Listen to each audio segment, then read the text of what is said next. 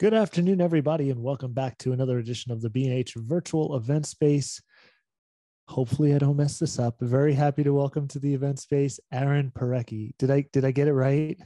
You got it right. That's I perfect. got it right. There's so many things I always mean to do before we get live, and one is always to make sure I don't mess anybody's name up. So I'm happy I didn't do that. Welcome. We're very happy to have you here. Aaron is going to be talking about dynamic lighting for streaming and recording video.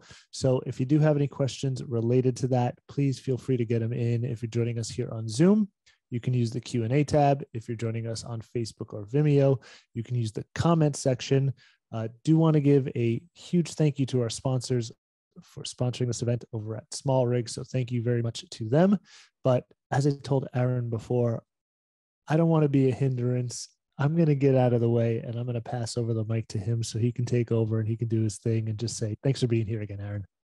All right. Sounds good. Thanks for having me. I'm excited for this. Hi, I'm Aaron Parecki. I have a YouTube channel where I talk all about live streaming, gear, tips and tricks, and talking about, getting your studio set up for home live streaming or going out and streaming on location. I talk a lot about A10 minis and the Ola box and things like that. And today I'm here to talk about lighting, which is something that I've always been interested in and challenged by. So this will be fun. Today I have obviously this set, which I'm going to talk very quickly about because it's actually extremely simple. And then we're going to move over to the other set and talk about what's going on over there and go through a little demo of changing the lights around, talk about some of the light modifiers, and then white balance. So yeah, this will be fun. I guess I will see your questions if you're asking questions live. So feel free to drop questions at any point and see what we can do. But yeah, so let me first talk about the set that you're looking at here, me right now. This is where I normally do my own show from on my YouTube channel. And this is usually approximately how I have my lighting set up most of the time. It is, what I'm looking at here is, this is what's in front of me. There's a camera in the way of that camera. And it's mainly actually one light. There's this one large softbox in front of me, giving the main splash light on my face. And then I do have one other light in the shot, which I will turn off to show you, which is the hair light. So this is now, only the one light, and this is like doing most of the work in the shot, obviously the background, but that's something totally different. And I usually turn on a hair light just to give a little bit more detail to the tops of me. It, separates you from the background, that kind of thing. It's pretty common to have that kind of thing in a shot, and I like the way that looks. I think it looks a little bit crisper, I guess, than just the one light in front of me. But one of the cool things about this light, so this is actually now the one that I just have in here up there is a light from Smallrig. So this is the new RC220D. So they just they have these new lights, and we've got 4 of them in here today to talk about. And they are in 2 different categories. So there's the 220, which is the brighter ones. Then there's the 120, which are the less bright ones. And then there's the D and the B versions. So D stands for daylight, B stands for bicolor. So the daylight means it's fixed white balance at 5600. And the bicolor ones, you can range. Now I forgot the actual exact range, but we'll find that in a second. But you can adjust them to be both warm or cool or somewhere in between. So this one for this set, because I generally don't change anything about when I'm streaming from here, I generally don't change things around. So I have the camera, it's got manual focus, it's got manual white balance set. This is the Lumix G7, by the way, that you're looking at me through, and the 12-35 millimeter lens. That is the camera I've been using for a couple of years now for my shows. It's not terribly expensive, which is one of the reasons I like it, and it's behind a teleprompter. So I can't reach it and I can't change anything during the show. So everything about this is just kind of fixed. And this is because this is how, I run my shows here is I've just got the one angle. I want it to always be ready to go. And I don't want things to mess with things. So for that purpose, it makes a lot of sense to use the daylight balanced light, because then I know it just can't change. It's stuck at 5600. The camera is locked in at the white balance, which I believe is also 5600. And we just get a nice neutral plain image. I'm not going to win any awards for my cinematography here, but that's not what we're here for. I do want to demo one thing with this light though, because I do have an app to control the lights. And like I said, I don't normally need to control much on this light because I am usually in the same position. But if I ever did need to, for some reason, change the white balance, or not the white balance, change the brightness of this one or turn it on and off, I can go into the Smallrig app to do that. So you get the little, you can adjust the intensity and you can see that's what it looks like without that light, pretty dark in here. And it can get a lot brighter. It's unpleasantly bright actually to look at in the room. So I have this cranked down to 30%, and it's not so in my face this way. And this is a normal exposure here. This light does have the little effects, which are, oh God, sorry for the strobes. It does have all these little effects that you can do, which I never use on any of the lights I have because I don't normally need to film stuff like that. But it is cool that it has all that stuff built in. This one's like a pulsing one. Let's slow down a little bit. There it goes. But it's got like the fake fire, which doesn't make a lot of sense on the daylight balance. But when we go look at the warm light, it'll make more sense. Well, which will be a good one for this? Maybe the, obviously none of them actually make sense to use as your main light, but we'll take a look at the effects when we get to the other set. But that's a quick overview of the app. Pretty straightforward. And I can also then turn it off when I'm done for the day.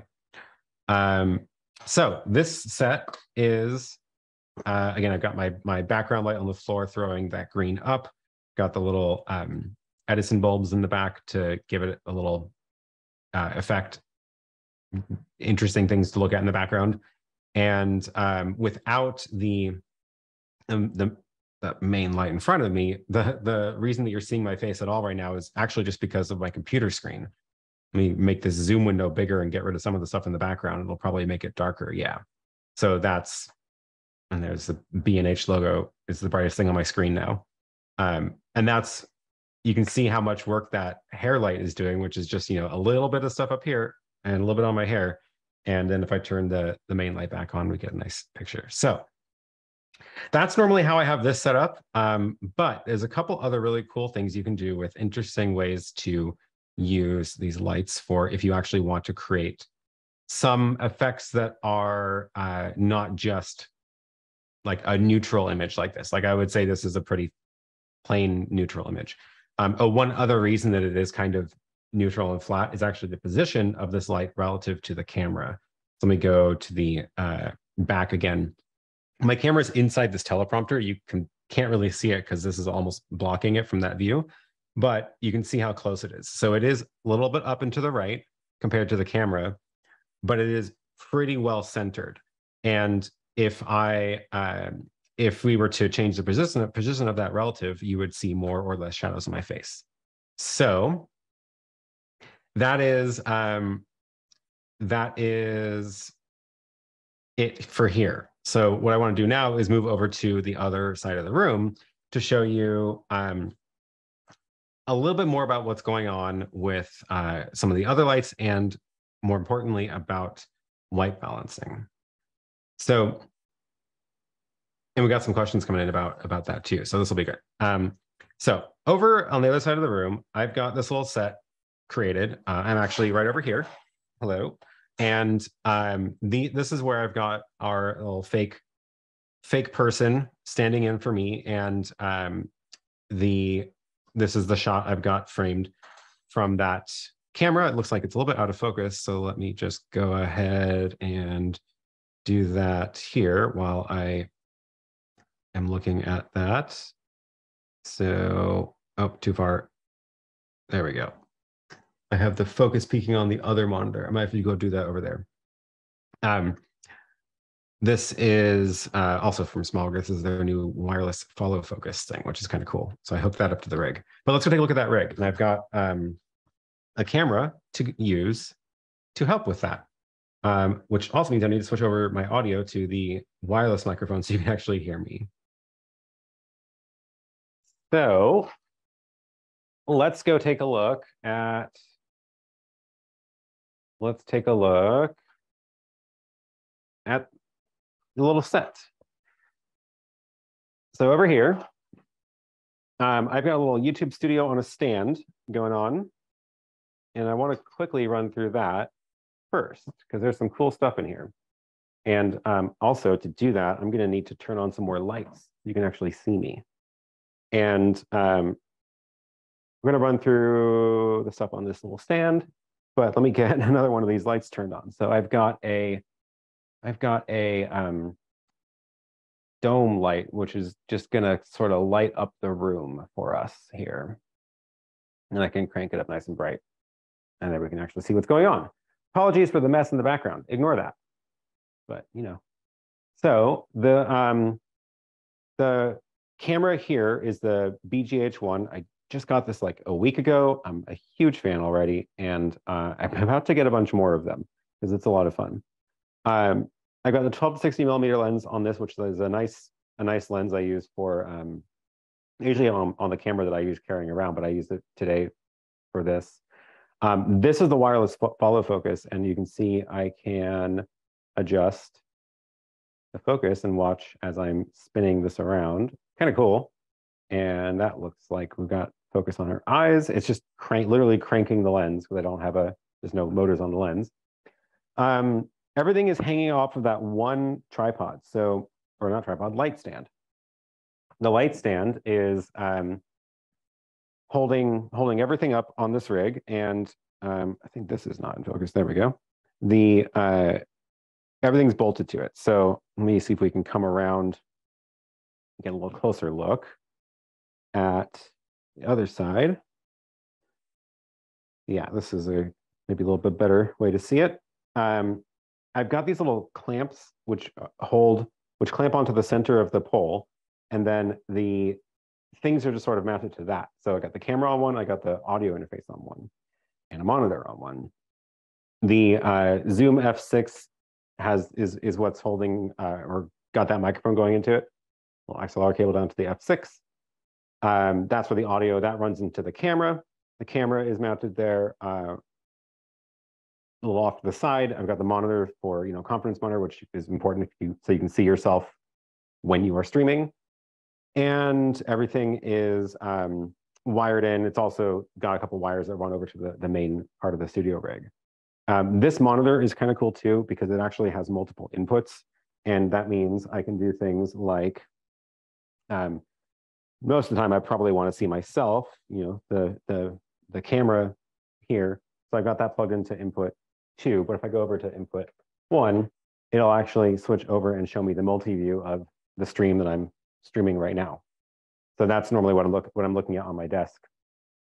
But we're gonna go back to 2, and that's the output from the camera directly. So I've got the status and the audio levels and the focus peaking and all that kind of stuff on there. Okay, so that's the rig, kind of fun. But let's take down the globe light. So that globe light is like basically just lighting up the room. That's the 120D. So again, D means daylight, locked. And the globe just throws light everywhere. So it's lighting up the whole room. So let's turn that off. Go back to our actual lighting for the set. And now let's experiment with some of the white balance settings. So I'm actually going to leave this here. I'm going to leave that here and go back over to the desk, and we're going to do everything remotely. So let's take a look at what happens if we change some of the lights. There's a question here about whether you should match the light panel on the camera, Kelvin color temperatures, or just do a custom white balance. So let's take a look at that, because that is something that's really interesting, I thought. This is the shot from the VGH1, and I've got it set up to be, it looks a little bit more dramatic than what I have with my own set, and that's again because of the angles of things. So if you take a look at the angles, the main light, the big one in the tall rectangular box, is actually at more of a 45-degree angle, I would say, compared to the camera. Not quite 45, might be more like 30. And then the light in the back is directly opposite, essentially. Almost straight on, not quite straight on. And I actually have those set at 2 different color temperatures, which is helping this effect. So let's take a look at, let's flatten that out. Let's go into the, let's grab the iPhone again. Let's go into the back one. And actually first, let's just turn that off completely. So without the back light on, this is what the shot looks like. And you can see this is quite a lot more dramatic looking than my main shot here, because again, it's at a much sharper, or it's much farther away compared to the light I have that you're looking at me through. And this is one of the bicolor lights. This is the 220B, which means I can change the color temperature of this light. So it's set to 5600 right now, but obviously if I change the color temperature to like go, oh, what's going on? There we go. If I change the color temperature to go cooler, then the picture looks cooler. And if I go the other way,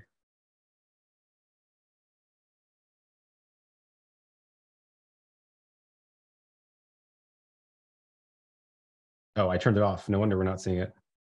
The backlight. Okay, let's try this again.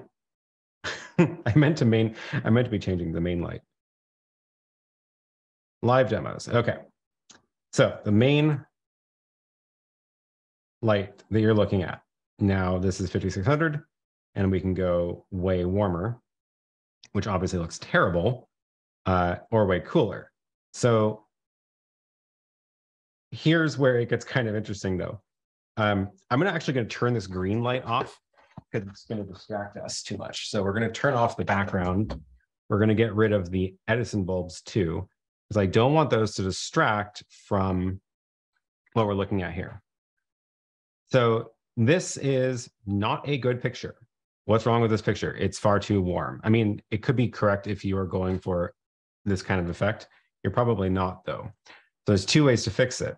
My camera is actually also in my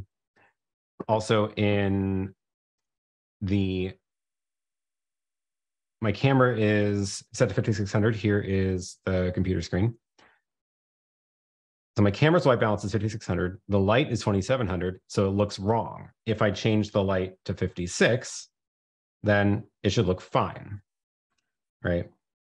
This is just a preview on the computer, but this is what it actually looks like, and it looks fine. But the other way to change it is if we go back to, let's go a little bit less extreme, 3200. So the picture is too warm because the camera's white balance is wrong. So let's go into the camera and make the camera match. Now, all of a sudden, it looks normal again. So that's one way to solve it. Of course, it's not exactly a one-to-one thing here, because what we've done is if you actually were to look at this with your eyes, which I don't have a way to show you what it looks like in person, but just looking over there, I can tell you it looks very warm. And in fact, it does not look like what you're seeing on the stream. And that's because the camera was adjusted to compensate. You can actually kind of tell from this shot how much warmer that light is now, because that camera was locked in also. So what does this mean if we turn on the backlight? This is where we can start making it look kind of cool. So let's bring the backlight back on to, give some more detail to the hair. But what color temperature should it be? Well, if we've got 3200 for the back, then it matches. And now it's just the difference between, do we see detail in the hair or not? But watch this. Now, if we move this one way into the blues, we start getting a nice contrast. So if you want this, and this is why I turned off the background lights, because this shot doesn't make any sense in the context of there being Edison bulbs back there. But if you want it to look like moonlight, right? It looks like it's kind of got some moonlight being cast from the background, but then her face is lit normally. And that's because the white balance of the backlight, well, it's actually daylight, right? 5600 is what we were using before. So, but it looks blue now because the camera adjusted to match or to compensate for the other light. And we can go the other way too. So let's flip it the other way around. Let's go and first adjust the camera's white balance back to 5600 daylight. So go back to here. And now this shot looks way too warm. So let's go to the main light and then fix that. So bring that back to 5600. And so there's too cool, there's too warm. So let's go to 56. So now things are neutral again. And now when we go back to the backlight, let's actually make this warmer. So do the opposite. So now the light coming from the back looks like warm sunlight. And this one actually now makes a little bit more sense if we turn on the Edison bulbs again, because they're super warm bulbs. Now it kind of, adds that context of, oh, it looks like the Edison bulbs are throwing that light on her head. Obviously they're not. But yeah, I know. I just think it's really interesting that you can completely change the way it looks just by messing with the white balance of the camera compared to the lights. So what's best? I don't know. Whatever look you're going for is what's best. This is a much warmer look compared to the back light being much cooler. And now you can see we can't even get it to be as much of a contrast in this because our main light isn't warm enough. So if I wanted to do that, go back to that look, I have to go back to the main light, go make the main light really warm. And then let's go all the way. This is gonna go too far the other way. Go back to the camera and adjust the camera's color temperature to match that to make it neutral. And now the backlight all of a sudden looks super blue. And you can see what I mean about the Edison bulbs. They don't make any sense anymore because now they look like they are blue. So I will turn those off. So that's my little demo of messing with the blue and bicolor LEDs from that. And yeah, kind of fun. Any other questions about those lights or about that little demo? I thought it was interesting. Maybe I'm just the only one that thought it was interesting and I'm just here talking to myself. But hopefully that helps answer some of those questions. And Scott, feel free to come back at any point and if you want to chat as well. Another question here from Facebook. I need some outside lighting. It has to be something I can carry. And do I need one or two light setup? Also a good question. So these lights actually come in a little case. I'm looking for the right camera. Let's go back over to this one so I can show you the little case it comes in. And the audio. So these all come in this little, oh, sorry for the wiggle camera. These all come in this case. So the light fits in here. Obviously the modifiers don't fit in here. They have their own cases, but this is totally carryable. I actually brought it over here this morning on my bike. So that was, I had those 4 stacked up on a trailer, and the modifiers have come over in a separate trip. But that's totally, totally carryable. And the other part of your question was, do I need 1 or 2 lights?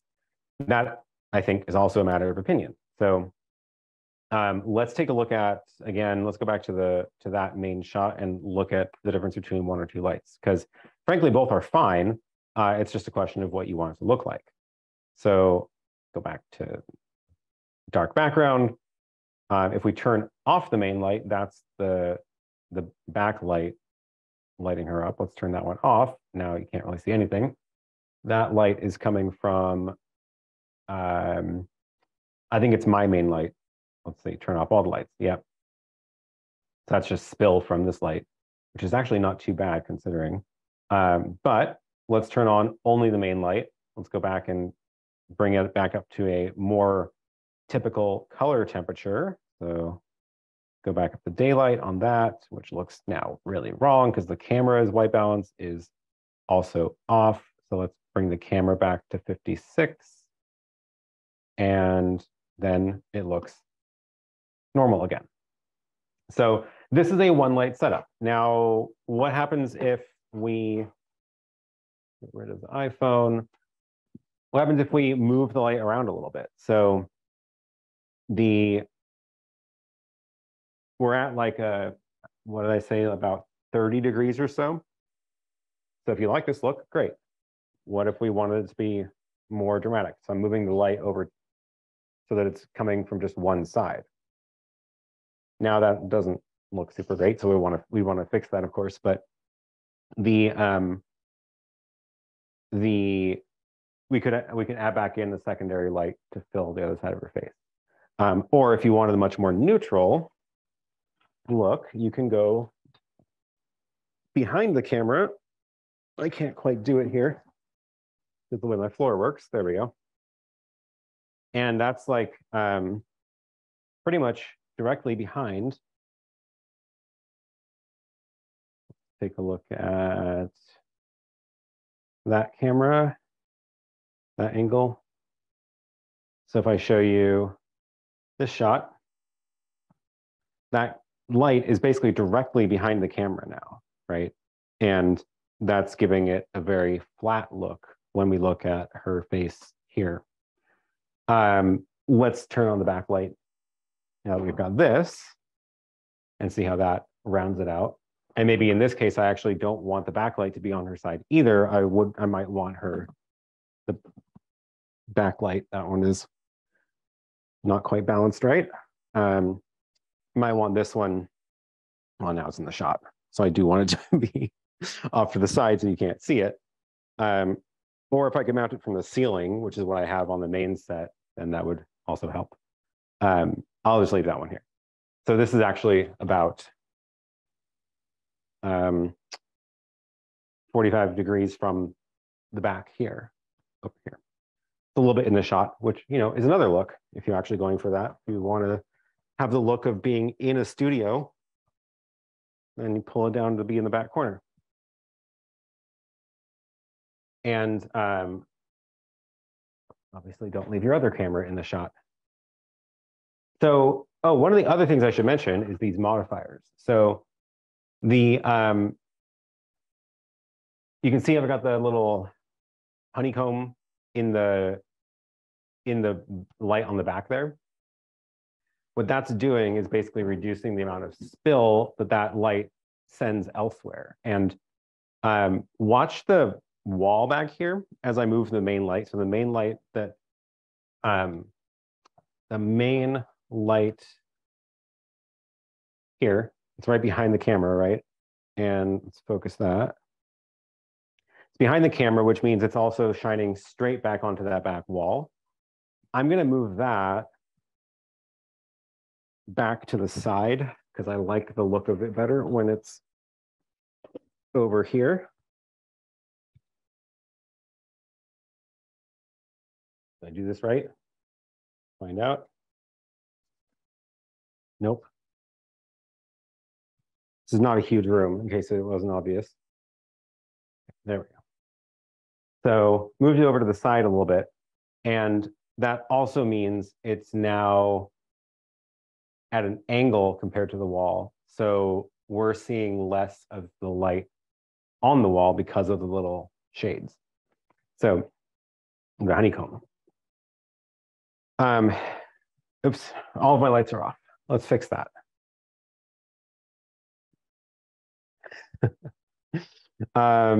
The table light is our main one. There we go.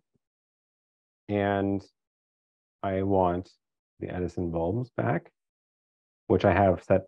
Well, they are a warm light. I don't get to change those, but that means that if I have my main camera set to daylight, then they look warm. If I were to adjust the main camera down to be a warm color balance, they would look neutral. Okay. Now we did get a question in here from Zach, who's joining us on Vimeo, who asked for something like a podium lecture video on stage with mixed color temperature stage lighting.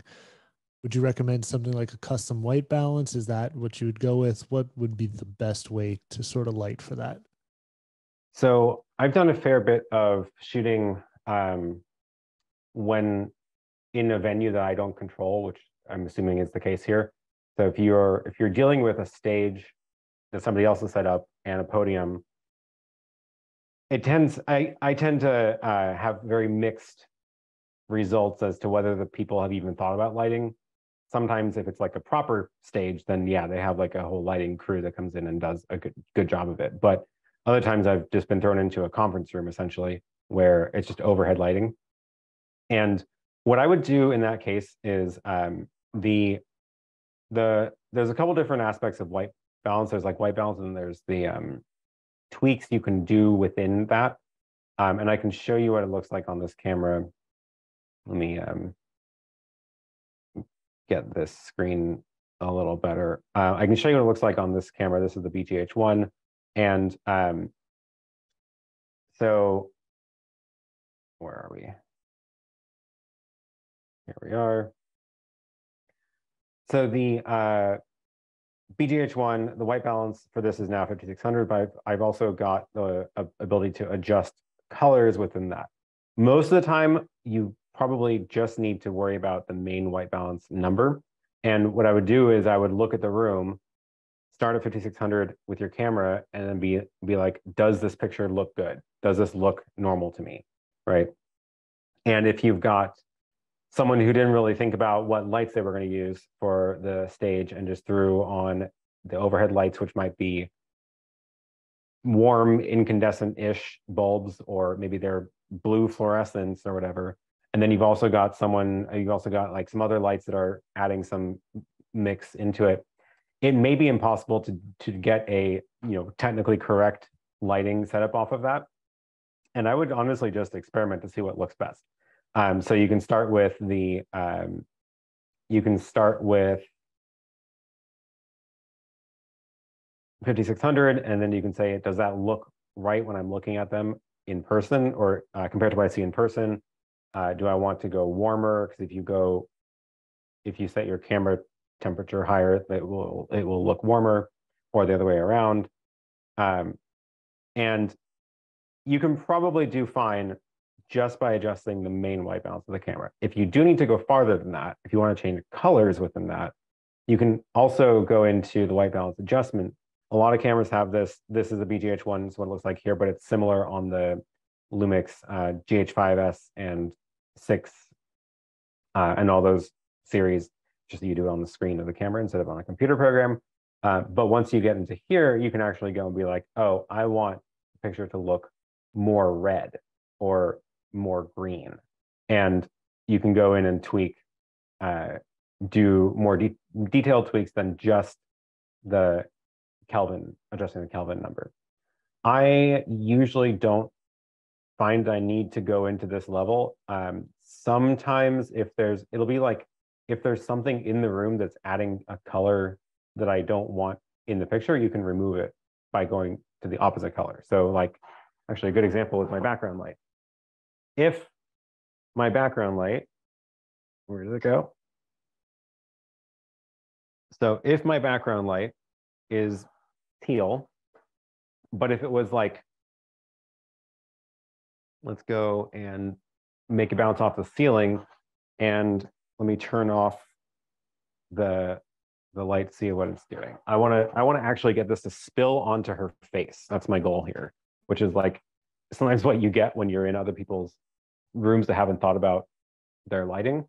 I can't do it in here because it's set up to not have light bouncing. Let's move things around a little bit. That gray wall is meant to not reflect light much at all. So let me see if I can get that door to reflect light instead. And then let's spin this a little bit. Try to catch some of the reflected light. Okay. And then are we getting any spill? Right, this one. A little bit. Maybe if I turn off that one. Yeah, okay. So you can see on the side of her face, there's that greenish tint, which you don't want in the picture because it doesn't make any sense. Honestly, the main light, once I turn on this main light, it's gonna like, oh, right now we're at a 90-degree angle. So good example. If you wanted to take that out, you might be able to do it by going into your fine grain adjustments and adjusting it here. So if we want to take out green, we're going to have to add in orange. So if we go like that, it's going to counteract some of it. Obviously, it's not going to suddenly make it the opposite color, but going into the oranges and reds, it's definitely making a difference. And then, of course, is your main light balanced or not? So now we can go back into here and screen mirroring. And then we probably want to make it a little bit more cool again to balance it out. So yeah, there we go. And it's a subtle difference, but it's a little bit different now compared to what it looked like without that. But again, I don't usually have to do that because normally, like if you just set the main white balance Kelvin temperature, it does a pretty good job. And as soon as you get other lights in there, it'll throw a lot of light. Okay, now this looks terrible because everything's in the wrong position. Let's go fix that. Let's go set that back the way I actually want it to be. So that one goes back there. We're gonna roll this back around to that angle. This is why I have everything on these light stands though. And it was something like that. And then this one was kind of like, yeah, kind of like that. I feel like I didn't see the light switch in there before, but may have lost that battle. Oh, there we go. And that looks a little better. Get it in focus.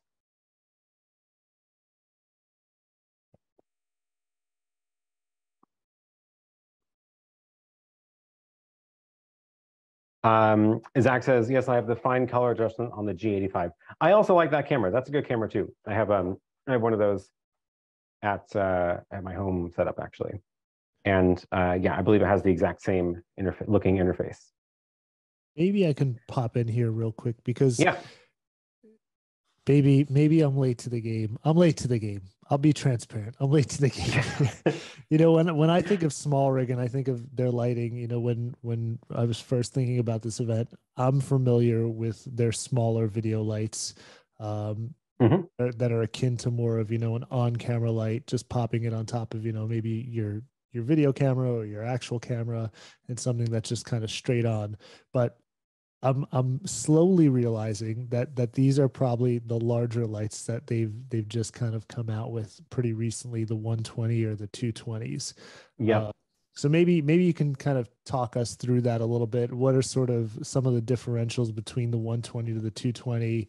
What's that kind of footprint size on them? Things like that. Yeah, let me go ahead and crank up my globe light to light up the room. So this is the light I just turned on is that one that's pointing up. So that's just lighting up the whole room. That is so that we can actually see around here. So this is the 120D, which is, oh, focus, there we go. That's the 120D, which is big light.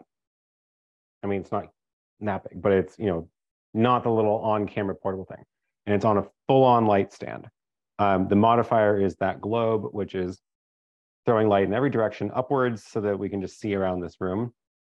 The other lights are, this one is the, this was the one I was using in the back. So this is the 120B. Again, B stands for bicolor. My exposure is a little bit too, there we go. So the B stands for bicolor, and that is the one I was using for the back, able to adjust between warm or cool. And then this one's got a dome. So it's kind of a small-ish dome. You can see relative to the size of my hand. It's not super huge. The main light I was using for the shot over there, that is, I believe that is a 220B. So that one is 220B. It's the same size as the other 220. Actually, it looks like about the same size as the 120. It might be slightly larger, but it's pretty darn close. B, again, for bicolor, so I was able to change the color balance of those. And this is on a pretty large modifier. I don't know if I can actually back up far enough to see it. But it's on a rectangular softbox. And that's what we were using for the main light here. Let me go around to the back to show you the controls, because it does have actual on light controls. This is what it looks like on the back. So I was doing everything this from the iPhone app, which connects to it wirelessly. You just hold down the reset button for 5 seconds and it will show up in the app.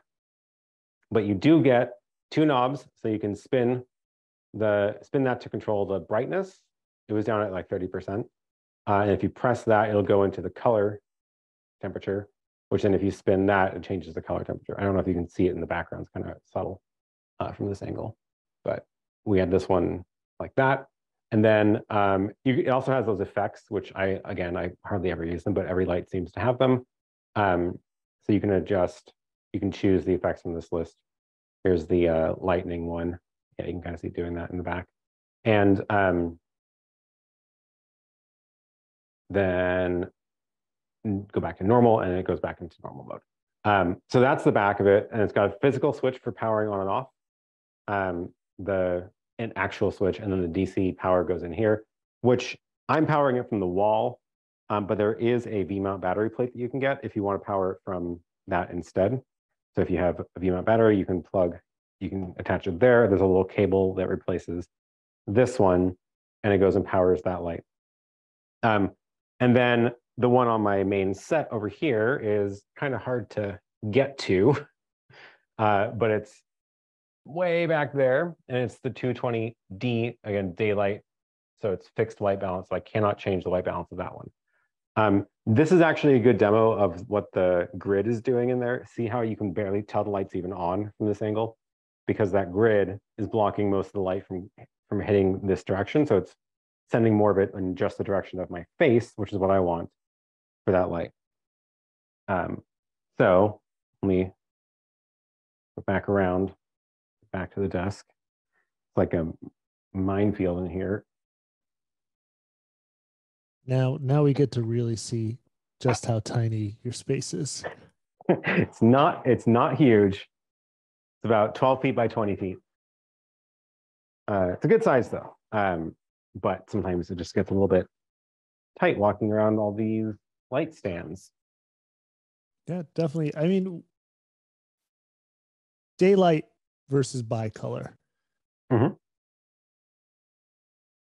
I feel like when you look back 10 years prior, the price differential was so exorbitant, and so that I think was such a limiting factor for people of do I go bicolor? Do I go daylight? Mhm. And now, you can look at just comparing on our website, looking at something like the 120 daylight versus the bicolor, you're looking at a difference of $40, which I'm not Yeah. I'm not trying to downplay by any means. I understand that for every person, they have a set budget, and $40 might make or break somebody. So I'm not trying to be insensitive to looking at $40 as nothing Well, to totally, especially $40 in the context of it's like a quarter of the price, right? So right.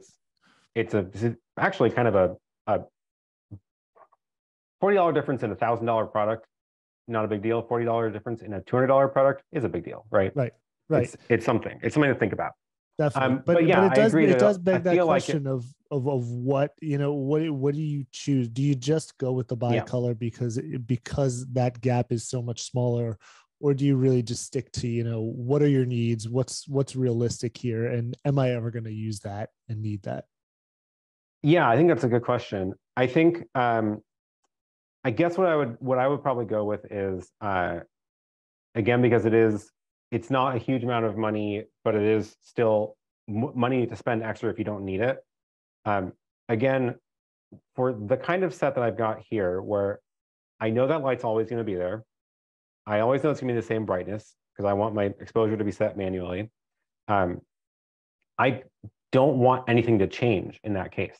So for that, there's no reason to spend the extra money because I know I'm not going to move that camera, and it only has one job for that light or the camera.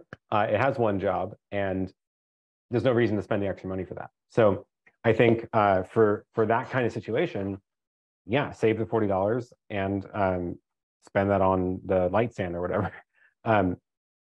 But if you're talking about a light that you are going to be using for different purposes, or if you don't just have a fixed studio that you're trying to set up, it's a light that you're going to take places, or if you're going to be filming in different parts of your house throughout a course of several months or whatever, then I do think the additional cost of the daylight or the bicolor one is absolutely worth it because as you can see, it lets you do quite a lot. So because you can use it for effects, or you can compensate for different lighting situations that you might have in the natural environment, it is a lot more powerful, especially the range that it gives you, which I meant to go look up what that range was.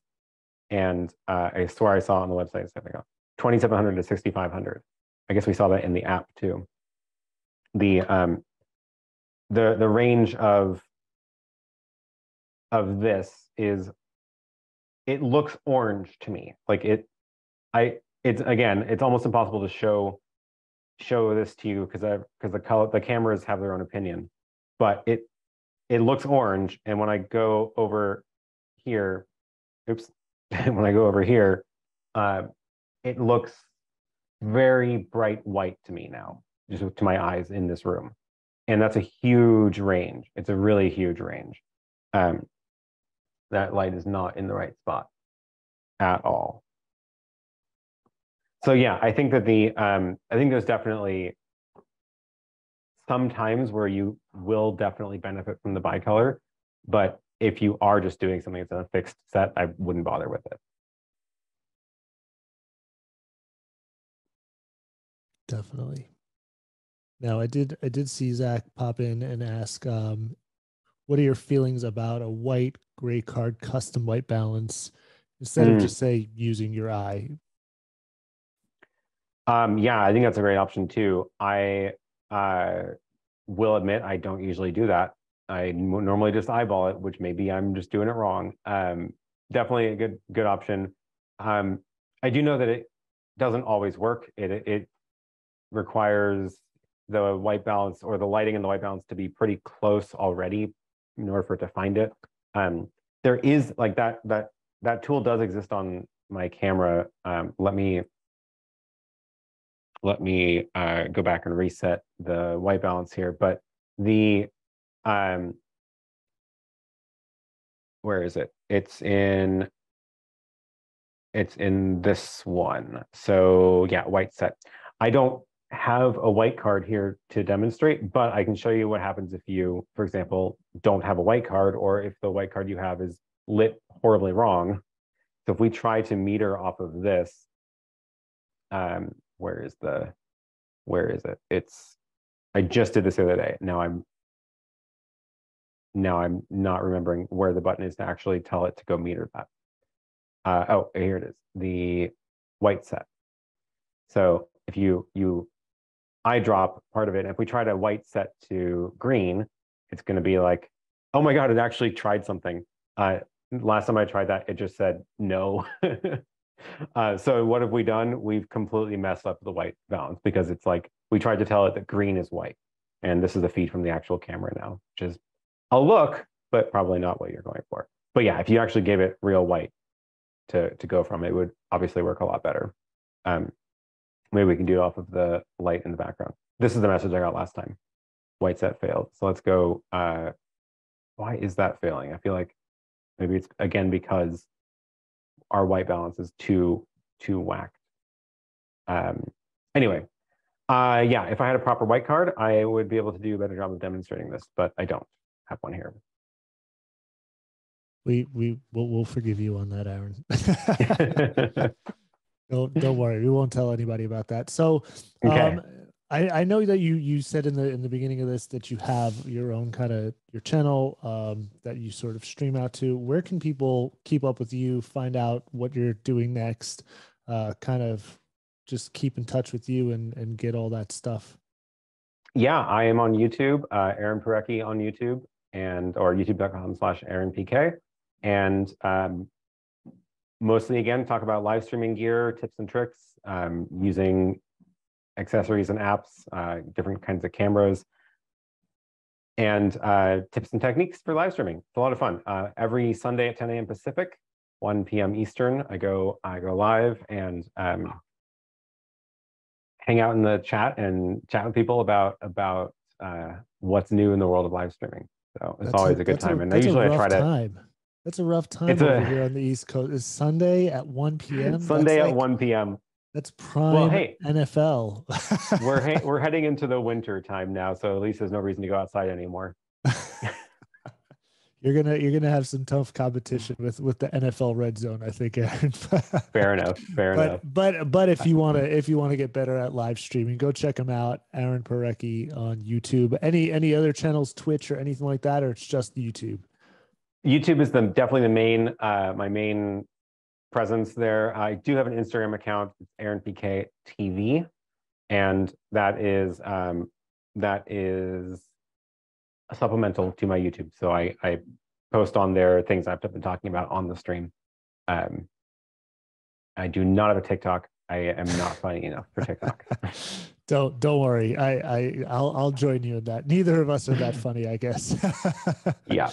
Well, excellent. Aaron, I want to thank you for being here again, going over some of that stuff. Tons of great information. I do want to thank Smallrig as well for sponsoring the event. And definitely, if you have an opportunity and a chance, check out the lights. I mean, I haven't had a chance to yet, but I definitely want to, because they're small, they're compact, they're COB or chip on board lights, which I think are and they're quiet. Yeah. Also worth noting that I can't hear them, and they've been on for this whole hour and an hour or two before that. So also good. Yeah, definitely. So check them out if you're looking for lights.